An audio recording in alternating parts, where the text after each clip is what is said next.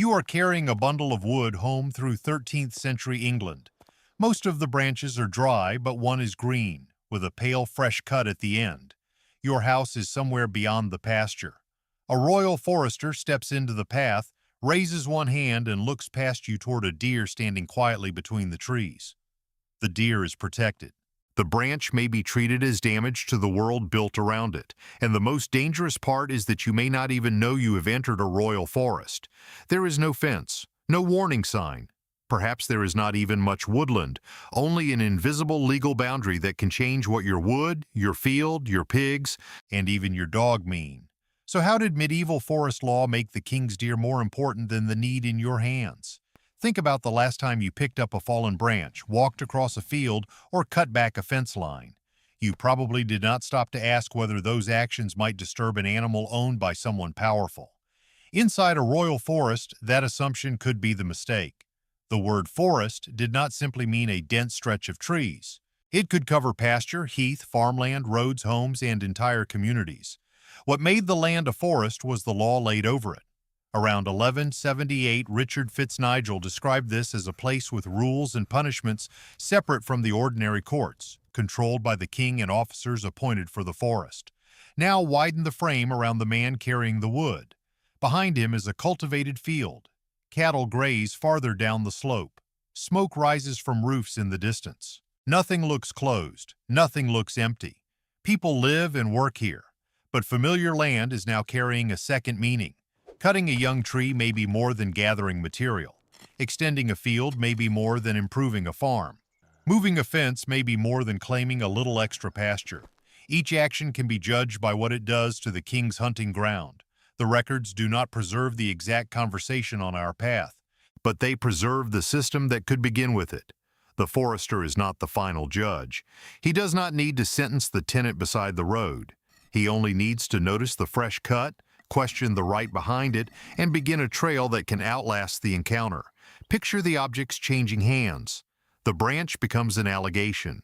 The allegation enters a roll. The roll is sealed. Names, places, and supposed offenses wait there until forest officials and justices hear them later. Under the Charter of the Forest of 1225, foresters and local officials called verderers were supposed to examine these attachments every 40 days. That means the frightening part was not always immediate violence. It was uncertainty. The man could return home while the accusation continued without him. Picture him placing the bundle beside the hearth. His household sees fuel, smoke, and a meal that can now be cooked.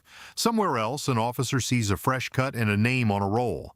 The same branch is serving two stories, and only one of them belongs to the family that carried it home.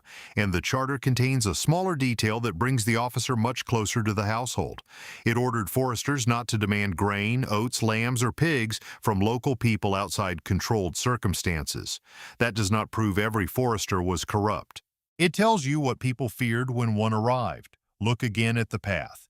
The tenant is holding wood. The officer has power to start a case. Behind them, the deer remains calm. But the law was not protecting only the animal. Forest offenses were often divided between venison and vert. Venison meant the protected game. Vert meant the green world that kept the game alive. That one distinction pulled ordinary rural life into the hunting system. A deer needs more than protection from an arrow. It needs cover, grazing, water, and room to move.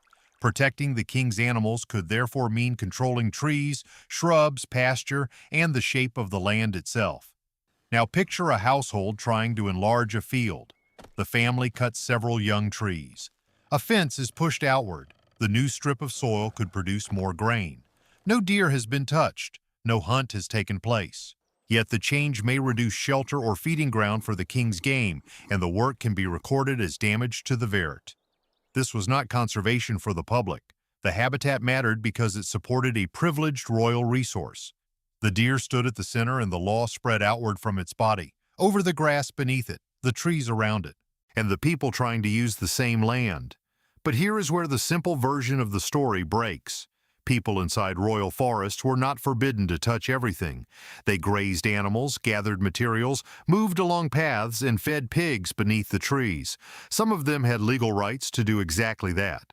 Put two households beside the same woodpile. Both need fuel. Both live under forest law. One holding carries an established right to take limited wood for domestic use, a right sometimes called estovers. The neighboring household may not have the same right at all. The branches look identical. The need feels identical. The law sees two different people. Even a recognized right had boundaries. Domestic fuel was not automatically permission to cut valuable timber, take unlimited loads, or sell what had been gathered. Rights could depend on the property occupied, an inherited custom, the kind of resource, the season, and the amount taken. So the question was not simply, did you take wood? It was, who are you? What land do you hold? What custom protects you? And did you stay inside its limits? Now imagine trying to prove an old family use to an officer who sees only a fresh stump. That conflict became serious enough that royal forest power was forced to retreat in writing. In 1217, forest grievances were separated from Magna Carta into their own charter of the forest. The definitive version followed in 1225. The charter did not destroy the system. The king kept his deer, his officers, his courts, and his hunting landscape. But it admitted that royal authority could reach too far. Picture good and lawful men walking the edge of a disputed wood. They are not hunting. They are deciding where royal forest law should stop. If Henry II had placed privately owned woodland under forest law and harmed the owner, the charter ordered the claim examined and, in certain cases, the land removed from the forest. Older rights of pasture and other customary uses were supposed to survive. For the people living there, this changed the conflict. A villager might not be choosing between obedience and crime. He might believe he was defending a use his household had possessed for years. But a custom protected you only when the system recognized it. The invisible boundary now ran in two places, around the royal forest and between one person's lawful use and another person's offense. Every autumn, that second boundary became visible beneath the oak trees. Follow the sound of pigs moving through fallen leaves. Families drove them into woodland to eat acorns and beech mast, fattening animals that could later become an important part of the household's winter food. This was pannage. The image looks almost free. Pigs spreading between the trunks, villagers walking familiar paths, children and adults trying to keep the animals together. Yet access was organized. One holding might possess a recognized right. Another household might owe a payment. Someone else might have no claim at all. The charter of the forest protected a freeman's ability, in certain circumstances, to drive pigs through the king's woodland to reach his own wood. It also limited the forest assembly to 3 meetings a year, including one around St. Martin's Day when pannage payments were received.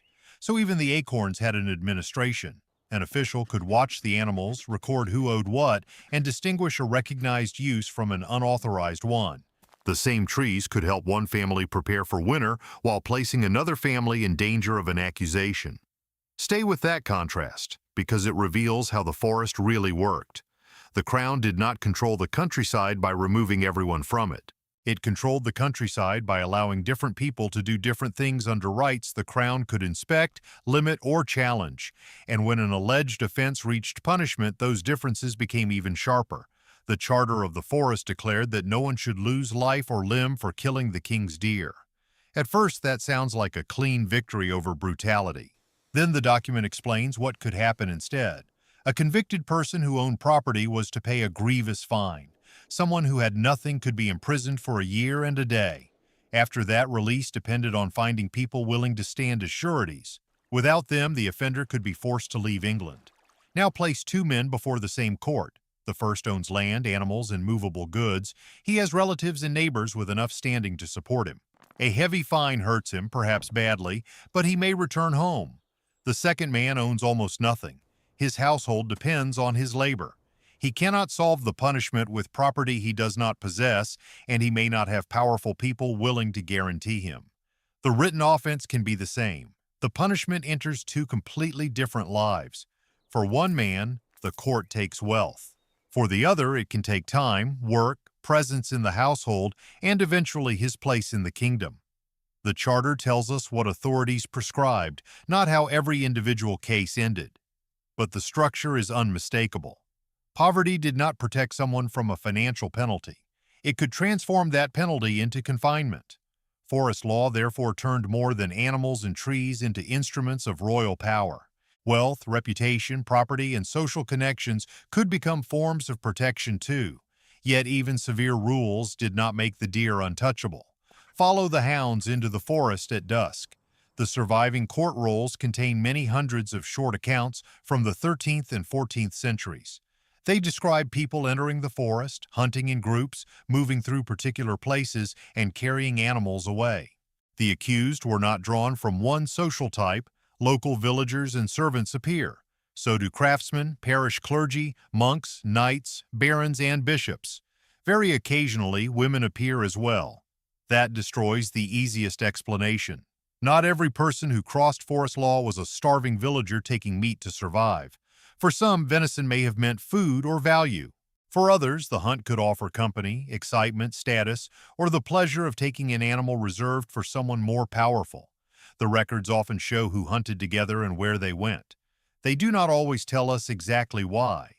So picture the scene the evidence allows. Hounds break forward. Several people follow. One watches the path. Others divide the work and move the carcass before officers arrive. When the episode finally enters a roll, the forest has not captured a simple fairy tale poacher. It has captured a social act. This is the final contradiction.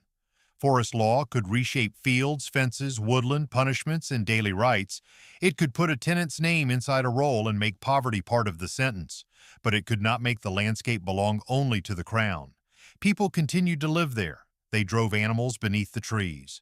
They gathered what their customs allowed. They argued over boundaries. They crossed limits deliberately or accidentally. And sometimes they took the game the entire system was designed to protect. Now return to the first path. The tenant is still holding the bundle. The pale cut on the green branch is still visible. The forester is still watching and the deer is still calm behind him. The wood alone cannot tell us whether a crime has occurred. We need to know where the man stands, what right belongs to his holding, what kind of wood he took, how much he carried, what the officer recorded, and whether the court accepted his claim. That is how medieval forest law put the king's deer before you. Not because an animal literally possessed more rights than every human being, and not because every villager was forbidden to use the land. The deer came first because protecting royal game shaped the legal world around it. Trees became habitat. Fields became potential damage. Pigs became payments. Customs became claims that had to be recognized.